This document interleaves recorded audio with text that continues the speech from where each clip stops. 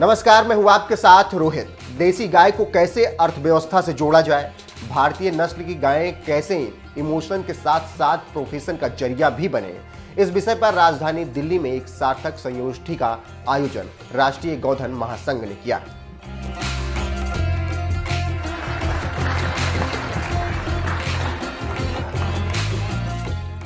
राजधानी दिल्ली का पूसा इंस्टीट्यूट सभागार उस वक्त खचाखच भर गया जब भारतीय गौवंश पर आधारित अर्थव्यवस्था को विषय बनाया गया।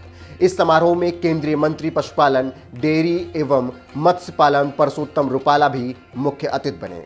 देश के प्रमुख संतों में शामिल गीता मनीषी ज्ञानानंद जी महाराज, विश्व जागृत मिशन के संस्थापक सुधांशु जी महाराज समेत लोकेश मुनि भी उपस्थित रहे। कार्यक्रम को सफल बनाने में राष्ट्रीय गौधन महासंघ के संयोजक विजय खुराना और सह संयोजक भारत राज पुरोहित ने मुख्य भूमिका निभाई।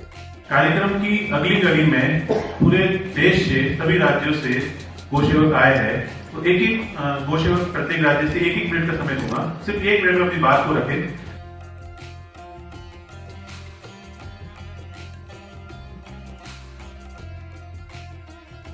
इस समारोह में करीब 20 राज्यों के गौ सेवकों ने भाग लिया। हिमाचल प्रदेश, राजस्थान, गुजरात, मध्य प्रदेश, कर्नाटक जैसे राज्यों से देसी गौवंश पर आधारित डेयरी सेक्टर से जुड़े लोग यहां पहुंचे।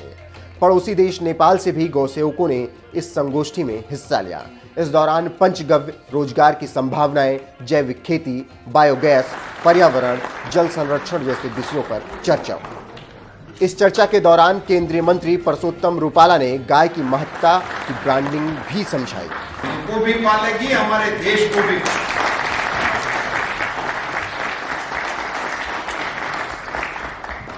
मैंने किसी संत पुरुष से एक वाक्य सुना था, महाराज साहब, मैं बड़े गर्व से उसको घोषित करता हूं जहां भी मुझे मौका मिले। विश्व में, ब्रह्मांड में मल और मूत्र वो किसी के भी पवित्र नहीं माने जाते, किसी के, भगवान के भी।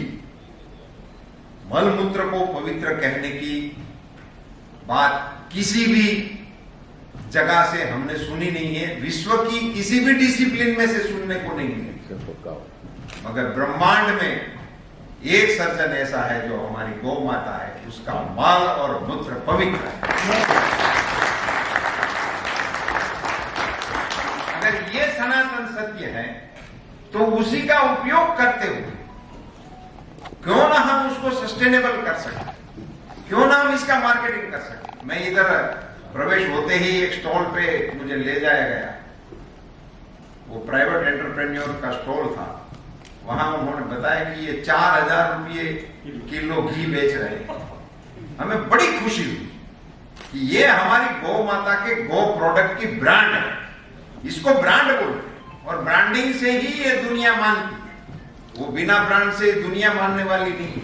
ब्रांडिंग पर ही बात नहीं हुई, गाय के धार्मिक महत्व को भी समझाया गया। सुधांशु जी महाराज ने बताया कैसे परंपराओं के नाम पर सिर्फ हिंदू धर्म को टारगेट किया जा रहा है। परंपराओं पर बहुत सारे प्रश्न चिन्ह लगाए जा रहे हैं। पर्यावरण की सुरक्षा की बात हम भी करते हैं, चाहते भी हैं, लेकिन दुखद बात यह है कि दिवाली का नाम लेकर हिंदू समाज को ही ये कह दिया जाता है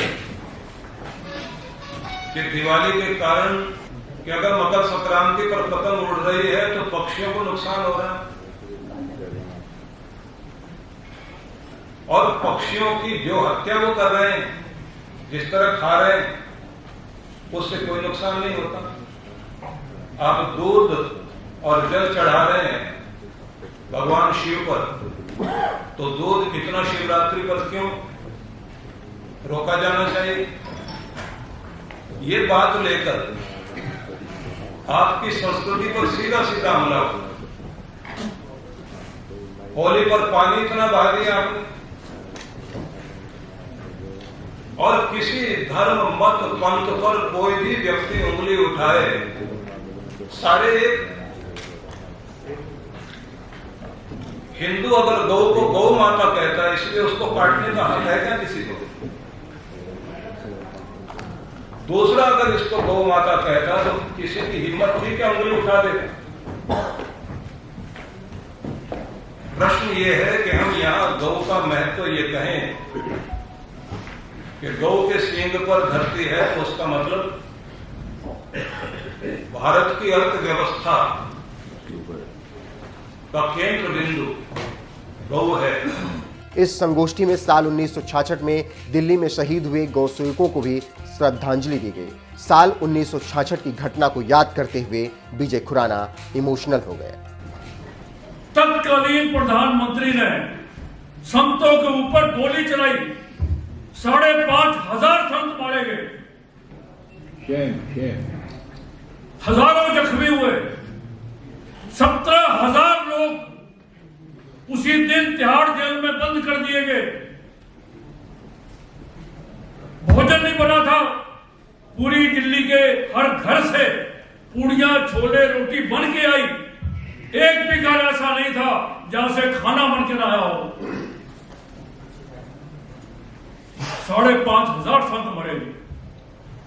आज पूरा मॉडर्न सिस्टम है क्रिमेशन का, बॉडी उठा लेते हैं आधे घंटे के अंदर।